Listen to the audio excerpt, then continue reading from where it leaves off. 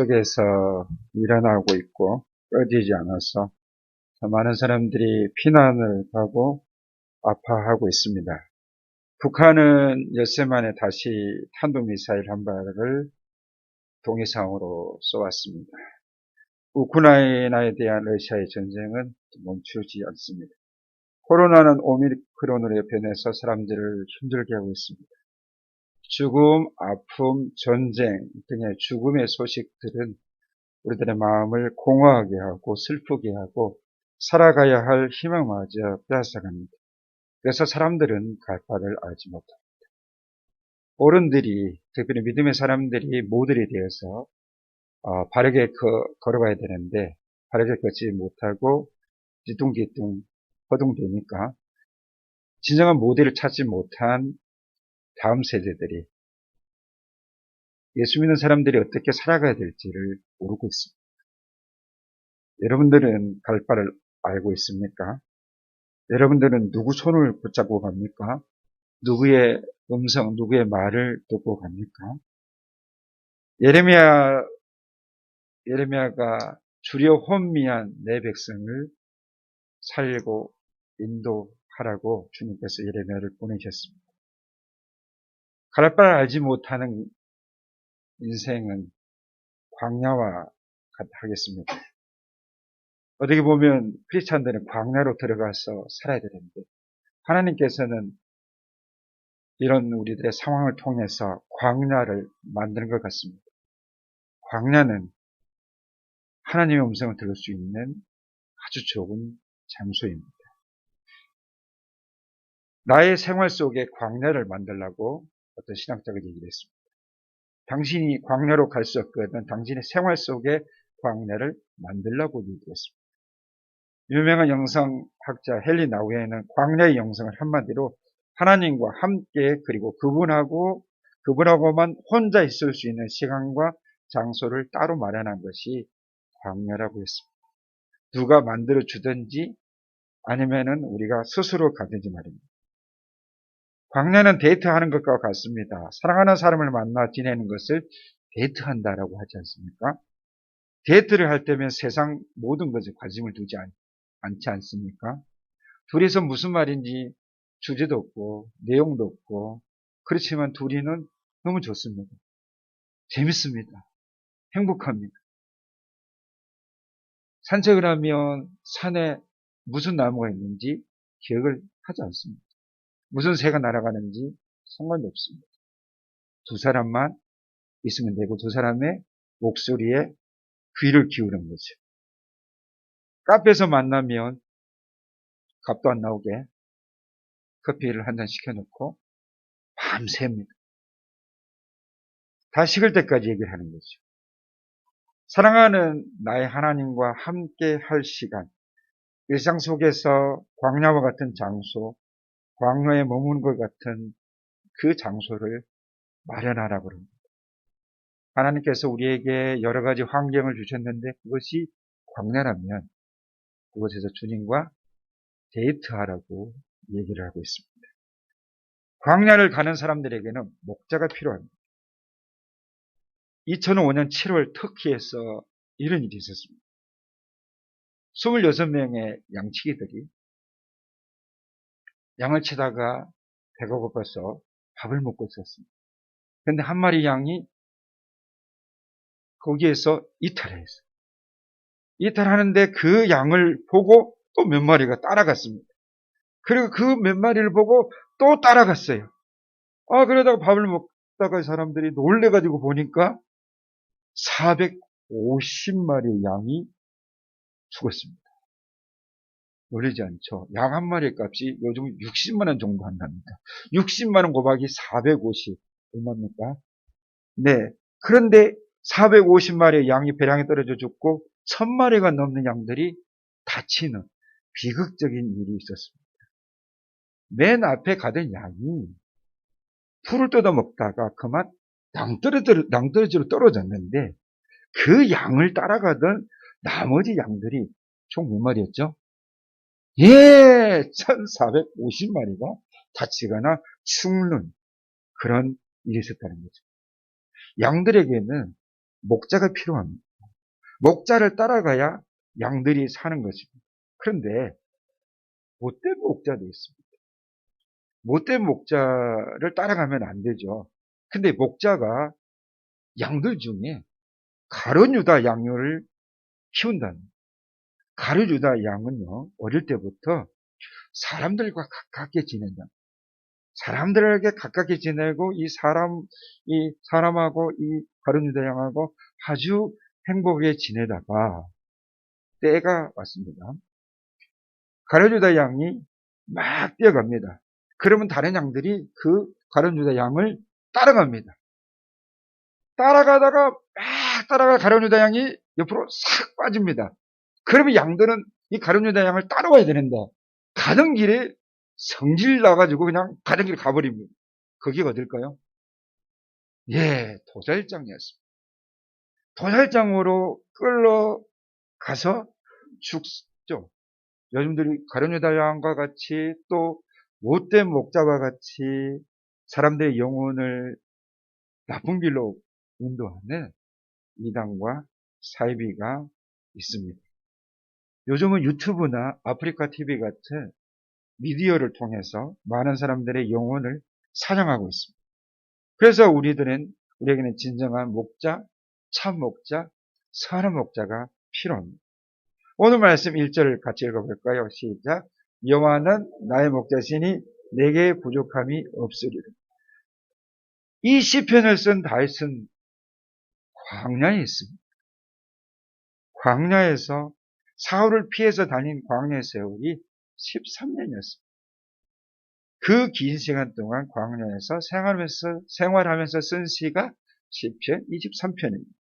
양치기 소년 다윗이 왕으로 기름 부음을 받은 어린 13살 또는 15살 그때였는데 그곳에서 왕으로 등극한 것이 아니라 왕으로 기름을 부음 받았지만 13년의 세월 동안 광야에서 살았습니다. 광야 도망자의 신세에서 부족함을 채워주시는 분이 나의 여호와, 나의 목자라고 선포하고 있습니다. 그런데 여기서 다윗은 자신이 왕이지 않습니까? 왕인데 자기 자신을 양이라고 고백합니다. 동물학자들은요, 세상에서 사람들의 손이 가지 않으면 바로 죽는 동물이 있는데 그 동물이 양이라고 그럽니다. 양은 사람들이 돌봐주지 않았으면 지구상에서 가장 먼저 멸절됐을 거라고 그렇게 얘기합니다. 광야에 사는 양들은 할 수 있는 게 없습니다. 혼자서 먹을 줄도 모릅니다. 꼴을 찾지도 못합니다. 길도 못 찾습니다. 다른 동물들과 맞서서 맞짱 뜰 힘도 없습니다. 용기도 없고요. 심지어 잘 도망가지도 못합니다. 스스로 살아갈 능력이 하나도 없습니다. 이 양들은. 그런데 양에게 딱 한 가지 필요한 것이 있는데 바로 목자라는 것이죠. 목자가 있으면 모든 문제가 해결됩니다. 100% 해결됩니다. 왜? 목자가 그 양을 책임져 주기 때문입니다. 그렇기 때문에 그들은 광야에 살아도 1절 말씀 여호와는 나의 목자시니 누구 말처럼 나의 목자시니 내게 부족함이 없으리로다라고 고백할 수 있다는 것이죠. 나는 양이고 여호와는 목자이심을 믿고 고백해야 합니다. 내가 얼마나 연약하고 앞길을 모르고 부족한지를 알아야 됩니다. 이거는요, 40대까지는 자신 있습니다. 실패해도 끄떡 없습니다. 끄떡 없습니다. 50대 때부터는 끄떡 없는 게 아니에요. 누가 가르쳐 줬으면 좋겠고, 누가 말해 줬으면 좋겠고, 이거라고 얘기를 해 줬으면 좋겠는데, 그렇게 말해 주지가 않습니다. 그런데 내가 얼마나 연약하고 앞길을 모르고 부족한지를 알아야만 다윗처럼 내가 양이라는 것을 고백할 때 그 양에게는 반드시 목자가 필요함도 고백해야 되는데 내가 양일 때 목자가 필요하고 목자는 누구입니까? 성경은 그 목자에 대해서 요한복음 10장 11절에 소개하고 있습니다. 예수님은 자신을 가리켜서 나는 아멘, 나는 선한 목자다라고 예수님이 말씀하셨습니다. 나는 선한 목자다. 예수님께서는 선한 목자는 나는 양들을 위하여 목숨을 버리거니와 라고 선포했습니다. 그런데 이 10장 11절 바로 앞에 10절에서는 도둑이 오는 것은 도둑질하고 죽이고 멸망시키려는 것 뿐이요. 내가 온 것은 양으로 생명을 얻게 하고 더 풍성히 얻게 하려는 것이라고 말씀하셨습니다. 예수님이 온 것은 양으로 생명을 얻게 하고 더 풍성히 얻게 하라는 것이다. 그러면서 선한 목자이신 예수님께서 양들을 위해서 목숨을 주시고 생명을 얻게 하시고 더 풍성히 얻게 하려 하신다고 약속하셨습니다. 그래서 오늘 말씀에 뭐라고 말씀하신다고요? 여호와는 나의 목자시니 그 다음 내게 부족함이 없으리로다 라고 얘기를 합니다. 그러면 이제 그럼 여호와를 목자로 사는 사람 어떻게 살아야 됩니까? 이렇게 물어볼 수 있을 거예요. 나는 여호와를 목자로 삼습니다. 그럼 어떻게 살아야 되죠? 얘기를 해드리고 싶어요. 중학교 2학년은 15이죠. 우리 혜수가 16입니다. 중3입니다. 중학교 2학년 15살은 중학교 나이에 다윗과 같은 아마 나이였을 거 아닙니까? 15살에 학교로부터 퇴학을 당한 사람이 있습니다. 요즘은 중학생까지 퇴학을 할 수가 없습니다. 그런데 그 당시에는 중학교 15살에 학교로부터 퇴학을 당한 사람이 있었는데 월사금을 내지 못했다는 이유였습니다. 월사금. 그 그리운 검정고무신 용어죠. 월사금을 요즘은 등록금이라고 할 수 있겠죠. 요즘 무슨 대학교까지 등록금을 다 내주는 그런 나라, 우리나라 대한민국이 됐는데 그 당시에는 월사금을 내지 못하면 학교로부터 쫓겨났어요. 물론 빠따도 맞았죠. 예. 빠따 맞았다고 집에 와서 얘기하면 또 때리죠. 네가 선생님한테 잘못했기 때문에 네가 선생님 때렸지 않겠냐라고 하는데 어쨌든 평소 공부를 1, 2등을 하던 아이라 학교를 다니지 않는다는 것은 충격 그 자체였습니다. 퇴학을 당한 소년은 학교를 나왔습니다. 학교를 나와서 집에 가려니 집에는 새엄마가 계셨고 부모님은 농사를 해서 겨우 입에 풀칠할 정도이니 자식에게 공부는 사치였습니다. 그 당시의 마음을 이렇게 표현했습니다. 돈은 참 무서운 것이구나. 이 가난에서 탈출하는 길은 없을까? 땅 한 편 갖지 못한 상황에서 지금보다 나아질 가능성은 전혀 없다. 희망 없이 그냥 살아야 하는가? 찰거머리처럼 질기고 질긴 가난을 확 벗어 던지리다. 운명의 나침반을 완전히 바꿔 놓으리라.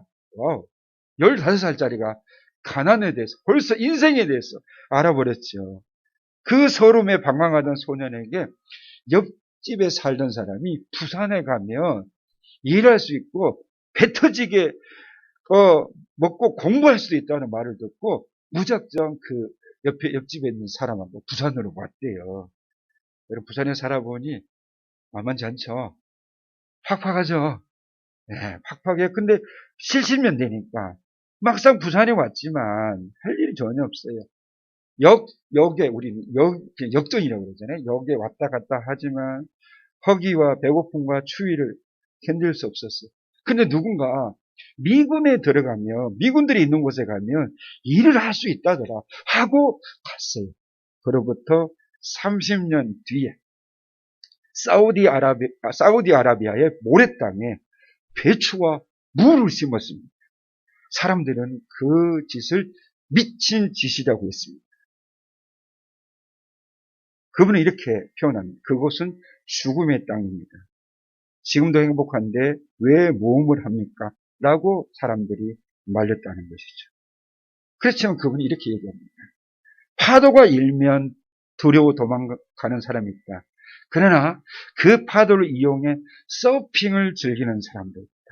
나는 위험을 기회로 삼고 그것을 즐기고 싶었다. 멋지지 않습니까? 파도가 치는데 파도가 일면 두려워 도망가는 사람이 있지만 그 파도를 이용해서 서핑을 하는 사람도 있다. 나는 위험을 기회로 삼고 그것을 즐기고 싶었다라고 얘기를 합니다. 1년, 2년, 3년 동안 그곳에는 새싹 하나 나지 않았습니다. 1년, 2년, 3년, 4년째 뒤에 모래사막에서 싹이 돋아났습니다. 그리고 배추와 무를 비싼 가격에 팔았습니다. 그때가 1979년이었습니다. 버려드는 돈은 죄송해요. 나는 목사지만 이런 날이 있으면 좋겠어요. 제가 얘기해 볼 테니까 여러분들 마음에 감동받으면 마음에 크게 하면 좀 경건하지 않다라고 생각할 수도 있으니까 속으로만 가만히 하시면 돼요. 그걸 기도 제목으로 삼으면 되는데 잘 들어보세요. 벌어들인 돈은 셀 수가 없어서 자루에 담아다가 은행에 가져다 주면 은행에서 돈을 세워서 입금을 해주고 고국에 있는 집으로 보냈습니다. 그 당시 이분의 집 뒤 창고에 있는 현찰 달러가 괴짜고 거득할 정도였다고 합니다. 매일 들어오는 돈을 세기에 바빴습니다. 그냥 소리 안 내는 사람은 속을 이런 사람이에요. 그죠? 그럼 질문. 난 예수 믿고 부자 되고 싶어요 하는 사람 손. 난 예수 믿고 가난해지고 싶어요 손. 그럼 손 안 드신 분들은 네 집에 가서 여러분 충청도 분도 아닌데 충청도 분은 이제 집에 대문 들어가기 전에 손 든다고 하시다 그럽니다. 사우디아라비아 사막에서 그때 근로자들이 한국의 근로자들이 사우디아라비아에 많이 갔어요. 근데 그때 한국에서 김치를 비행기로 보내면 여기서 새김치를 담아서 비행기로 보낸 거기는 험김치가 아니고 신김치가 돼요. 못 먹어.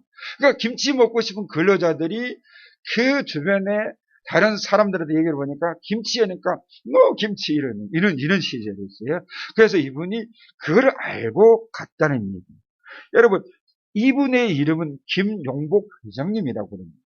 가난한 아버지에게 땅을 사드리고 싶었던 사람.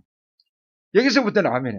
앞에 막 그 돈을 뭐 이게 가만히 살 때 아멘했던 사람은 그러니까 자기를 위해서 먹고 살려고 했던 사람들은 여기서부터 이제 아멘 하면은 그래 봐. 난 그것 때문에 부자가 되려고 했던 거야. 이렇게 얘기할 수 있어요. 가난한 아버지에게 땅을 사드리고 싶었던 사람. 돈이 없어 공부 못하는 사람들에게 장학금을 마련해 주고 싶었던 사람. 실패해도 또다시 도전하는 사람, 그 사람은 기도하는 사람이었고 그분의 아내도 기도하는 믿음의 사람이었습니다. 가난한 집안에서 태어난 그 사람, 가난한 집안에 태어난 그 사람, 돈이 없어 공부도 마음껏 할 수가 없었고 단돈 7달러와 농부 4명, 삽 4자루를 가지고 사우디 사막으로 갔던 사람, 농부를 나온 것도 아니고 농대를 나온 것도 아니고 농사 전문가도 아니었던 그 사람은 오로지 여호와를 목자로 삼는 사람이었습니다. 그를 향해 하루에 한 그릇씩 나무를 심는 사람이 있었습니다. 그것도 수분이 말라버린 허허 골판 사막에서 사람들은 그를 가리켜서 조소를 보냈습니다. 그는 주위의 비판에 귀를 막았습니다. 그의 머릿속에는 묘목들이 자라 하늘을 덮은 숲의 그림이 그려져 있었습니다. 10년 후 황량한 사막에 정말 숲이 생겼습니다. 그 나무 주변에 무와 배추와 고추가 자랐습니다. 10년 전 심어놓은 나무들은 하늘 덮을 정도로 울창한 살림을 이루었습니다. 뜨거운 모래사막 열사의 나라 사우디아라비아의 사막 한가운데 세워진 서울 영동농장은 그 사람의 생명지였습니다. 본문을 보면 제가 방금 소개한 사람과는 전혀 다른 양으로서의 사람을 생각해요. 무슨 말이냐면 그저 편안하게 사는 것만을 목자가 나에게 주실 것이라는 생각하는 사람이었어요. 그저 아무 사고도 아무 사건도 없이 무사 안일로 편안하게 잘 먹고 잘 살다가 자녀들도 효도하고 믿음 생활하다가 천국 가는 사람으로 생각하지는 여러분 않는가요? 영원한 나의 목자신 내게 부족함이 없으리라는 그런 안일한 사람이 여호와를 목자로 삼는 것은 아닙니다. 눈물이 있고 아픔이 있고 배고픔이 있고 외면을 받고 핍박을 받은 중에도 너 그렇게 예수 믿어도 되냐? 라는 말을 들어도 꿋꿋하게 예수님을 나의 구주로 믿고 나의 목자로 삼으면서 하나님 앞에 최선을 다하는 그 사람이 바로 여호와를 목자로 삼는 양이라는 것입니다. 오늘 본문은 우리가 흔히 시편 23편에 푸른 잔디가 있고 시냇물이 쫄쫄쫄한 것, 그 시편 23편에 그런 장면 아닙니다. 그런 장면 아닙니다. 그곳은 갈릴리 호수가 아니에요. 유대 광야라고 얘기했습니다. 거칩니다, 여러분. 물도 없습니다. 바람이 불면 모래고 언덕이 생겼다가 또다시 사라지고 저녁에는 이리와 늑대가 우글거리고 목자는 양을 지키기 위해서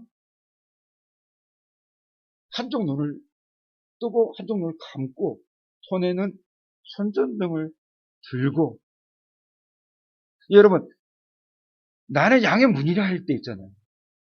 양의 문이라 할 때 그런 문이 아니라 목자가 양들을 지키기 위해서 문에 거기서 반쯤 눕고 눈을 한쪽을 감고 한쪽을 뜨고 손전등을 이렇게 켜고 있는 이게 양의 문입니다.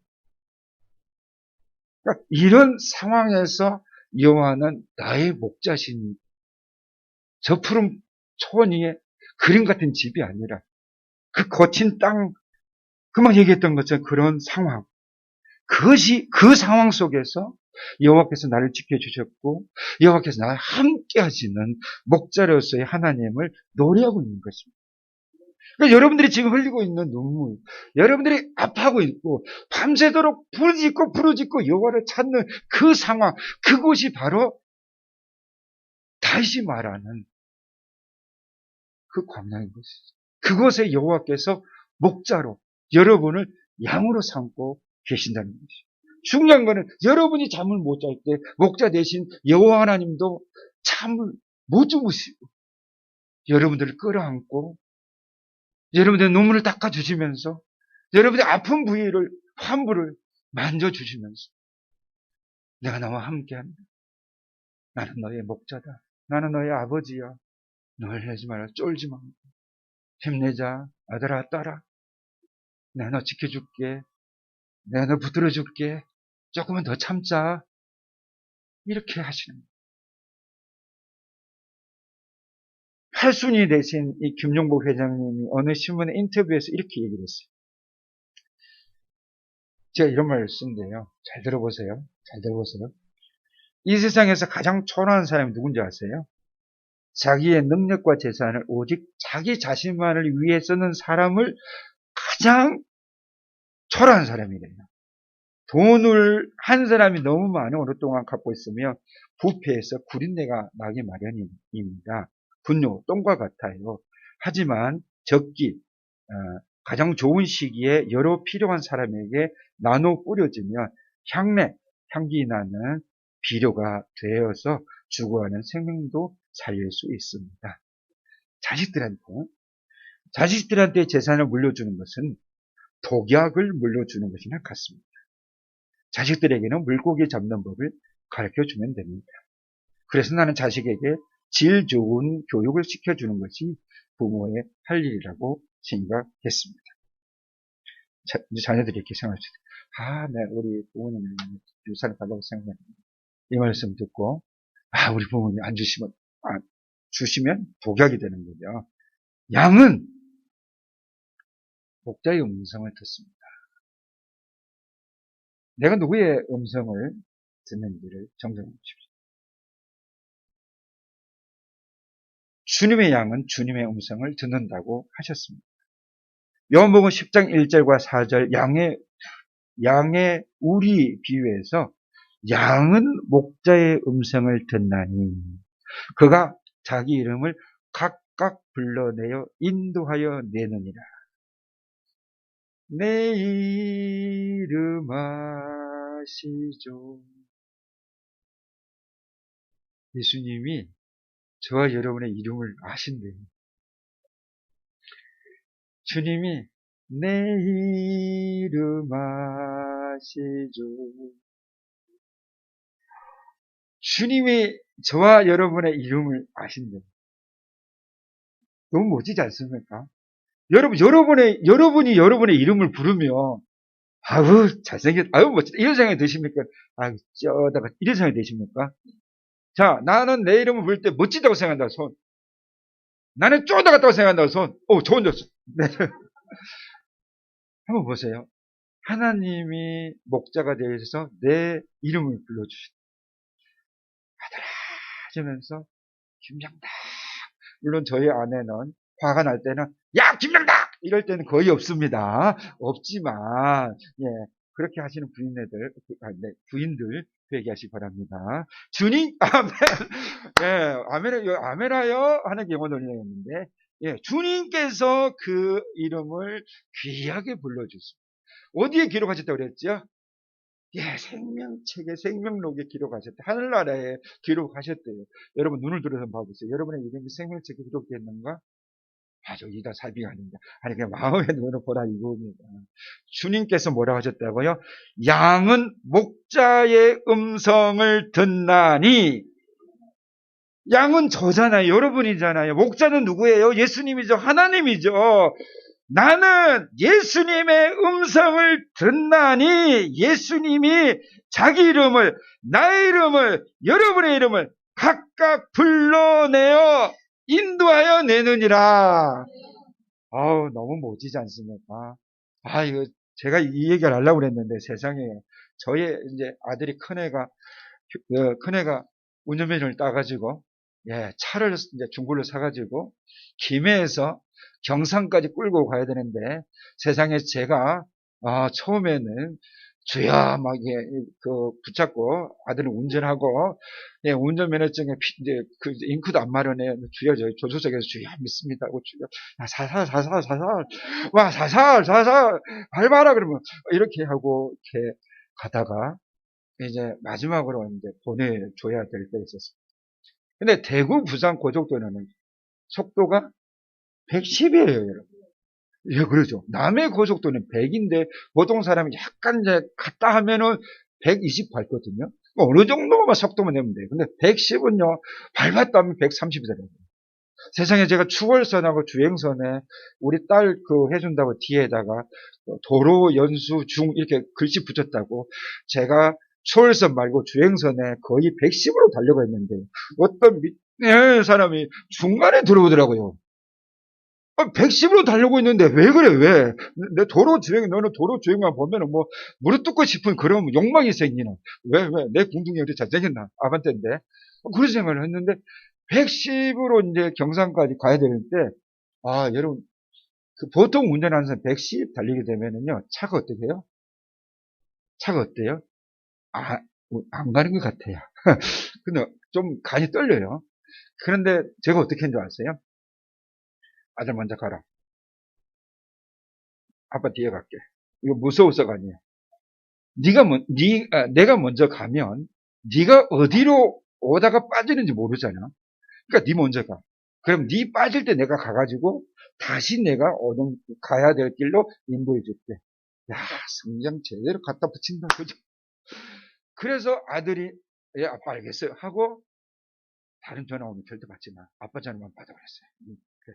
아빠 알았어요. 평소에 말 안 듣고 사춘기 때부터 말 안 듣던 애들이 애가 이 나이는 31살인데 학교 선생님인데 말을 잘 듣더라고. 가자 하고 다 갔어요. 80, 90 전화. 아들 속도 낮춰라. 갈 수 있는데 지금 안 된다. 잘 가고 있다. 아빠 감사해요. 잘 가고 있다. 잘 가고 있다. 경산까지 1시간 30분 만에 갔어요. 1시간이면 가는 거예요. 여호와께서는 우리들을 인도해 가십니다. 여호와께서는 우리들의 이름을 불러 가시면서 인도하십니다. 하나님, 여호와께서는 우리가 양에게나 늑대에게 잡혀 먹을 때, 나쁜 놈, 막 순종 안 하더니 잘 됐다 이렇게 하지 않습니다. 그 양으로서 늑대와 이리와 싸우시면서 우리를 인도하시면서 우리에게 부탁하신 말씀은 양은 목자의 음성을 듣나니 그가 자기 이름을 각각 불러내어 인도하여 낸다고 말씀하셨습니다. 하나님께서 우리의 목자로서 우리를 인도해 내시는데 여러분 뭐가 두렵습니까? 무엇 때문에 방황하십니까? 무엇 때문에 공허하시고 무엇 때문에 우울하십니까? 우리 찾아올 때 선포하십시오. 나는 하나님을 목자로 삼는 양이다. 하나님 내 길을 인도하십니다. 하나님은 나에게 이 우울함을 떨쳐버리고 기쁨을 주실 것이다. 그래서 찬양을 하잖아요. 지선에 감사, 그 다음에 은혜, 그 다음에 행복, 이런 찬양을 부르면서 우울증을 떨쳐버리고 공황장애를 떨쳐버리고 박살내는 건 아니겠습니까? 믿는 사람에게도 우울증과 공황장애가 찾아오잖아요. 그죠? 귀신들도 두려움을 가지고 찾아오잖아요. 마음속에 막 주잖아요. 그럼 확 파가지고 할 수는 없잖아요. 말씀으로 선포합니다. 나는 하나님의 양이다. 하나님 나의 목자라고 선포하시는 거예요. 예수 이름으로 선포하고 찬양하고 기도하고 말씀 읽고 국도방송 듣고 성경 계속 듣고 신앙 경건서적 읽고 하다 보면 이 두려움이 어떻게 해요? 사라지는 거죠. 그리고 주님께서 내 마음에 계시면서 나를 한 길 한 길 인도해 가시습니다. 결국 우리에게 주시는 환난과 눈물과 고통과 광야는 환난이 문제가 아니라 그 환난을 통해서 우리들의 영성을 내적으로 어떻게 해요? 더 단단하게 하는 거예요. 더 튼튼하게 하는 거예요. 더 강하게 하는 거예요. 왜? 하나님 나라에 천국 가는 백성이 의리부리해서 어떻게 천국 갈 수 있겠습니까? 여러분, 은광교회와 조국을 위해서 저와 여러분들이 기도의 용사, 말씀의 용사, 전도의 용사, 사랑의 용사로 살아야 되는데 이렇게 의리부리하게 해서 놔두시겠습니까? 하나님이? 아니죠. 그래서 여러분들을 목자로서, 목자 되신 예수님께서 여러분들을 하나님의 사람을 어떻게 해요? 든든하게, 튼튼하게, 강한 용사로, 내적으로 단단하게, 영적으로 단단하게, 인격적으로 훌륭하게, 누구의 양으로? 주님의 양으로 만들어 가시는 것입니다. 그런 성도들이 있는 은광교회는 저국가 세계 교회보다 모델이 되는 거예요. 모델이 된 사람들에게는 고난이 더 많아요. 눈물이 더 많아요. 울 일이 더 많아요. 힘든 일이 더 많아요. 많다고 괴로워하지 마시고 하나님 감사합니다. 잘 이기고 견디게 해 주십시오 라고 선포하셔야 됩니다. 목사 되신 예수님께서는 우리를 기억하신다고 그랬잖아요. 우리를 어떻게 기억하세요? 금방 읽었던 것처럼 한 사람 한 사람이라고 말씀하십니다. 물론 하나님은 공동체 하나님이시기도 하지만 세계 하나님이시기도 하지만 한 사람 한 사람을 그래서 내 이름 아시죠. 한 사람 한 사람에게 하나님은 관심이 있습니다. 우리가 병원에 수술할 때 있잖아요. 이런 일 없으면 좋은데 수술할 때 다 이래 누워서 천장을 보면 뭐가 보여요? 불빛만 보죠. 평생 함께 하겠다는 배우자도 없고 아무도 없어. 그때 주님 간절히 부르며 눈물이 주님이 나를 안고 주님이 나를 위해서 기도하시면서 의사를 통해서 주님 시술해 주세요. 꼭 기도하고 주님께서 내 손을 잡아주니 이성구 목사님 그때에 하나님이 내 이름을 불러주셨고 나도 하나님의 이름을 부르면서 주님 외롭지 않아요. 누가 계세요? 주님 계시잖아요. 내가 눈물 흘리고 울고 있을 때 주님이 계시죠. 그곳에 주님이 계시면서 주님이 이렇게 하실 수 있어요. 나 여기 있다. 우리 집 애기 어래. 내 2달이 좀 지났잖아. 처음에는 애를 많이 먹여서 우리 권사님 장로님 집에 보내려고 했더니 안 된다고 그래가지고 데리고 키우고 있는데 이제 한 3개월쯤 되니까 어제 저거 엄마 저거 누나한테 엄마 이러는 거야. 예수님께서 우리가 막 힘들고 주님 어떡해요 이럴 때 나 여기 그런 주님 너무 좋잖아요. 아멘. 주님은 우리들의 한 사람 한 사람의 이름을 부르면서 우리를 이끌어 갔습니다. 그런데 기억해야 돼요. 내가 지금 누구의 음성을 듣고 있는지, 24번 YTN의 음성을 듣고 있는지, 23번 연합뉴스, 15번 JTBC, 11번 MBC 뉴스를 보고 있는지, 누구의 음성을 듣습니까? 그 하나님 음성을 들으시. 저는 너무 그래서 그냥 뉴스 어떨 땐 TV를 거의 안 보죠. 그 주님의 음성을 듣기 위해서, 주님의 음성을 듣기 위해서 우리는 세상의 사람들의 세상의 목소리를 귀를 막을 필요가 있다고 서두에 얘기를 했었죠. 목자의 음성은 우리를 훈련시킬 때,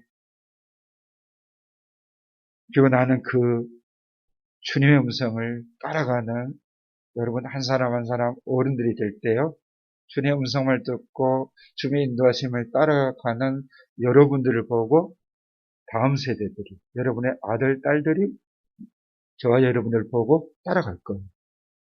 그렇게 믿음 생활하고 그렇게 기도 생활할 거예요. 그렇게 눈물을 흘리면서도 주님을 찾을 거예요. 나 그렇게 하나님 의지하면서 살아왔단다. 나는 오로지 하나님의 음성만 듣고 따라왔단다. 라고 그렇게 말하고 살면 우리들의 자녀들도 그렇게 살 거예요. 그래서 우리 자녀들이 다음 세대들이 그런 세상의 소리에 듣지 않고 저와 여러분들이 들었던 그 하나님의 음성을 듣고 따라갈 거예요. 그걸 믿습니까? 지금까지 그렇게 살아오셨던 분들은 계속 가십시오. 잘 가고 계십니다. 그렇게 하지 못하시고 이 소리 저 소리 듣고 했던 분들은 회개하시고 주님 앞에 오시면 돼요. 주님은 절대 거절 안 하세요. 오히려 기다리고 계세요. 야, 내 새끼 왔냐고 안아주세요. 그리고 또 길을 인도해 주세요. 그 주님 앞에 오신 저와 여러분, 여호와는 나의 목자십니다. 내게 부족함이 없습니다. 그래서 나는 이제 그분의 음성만 들을 것입니다. 다짐하십니까? 다짐하시는 분들 이 시간에 주님 한번 부르고 기도하겠습니다. 주여! 자비로우신 아버지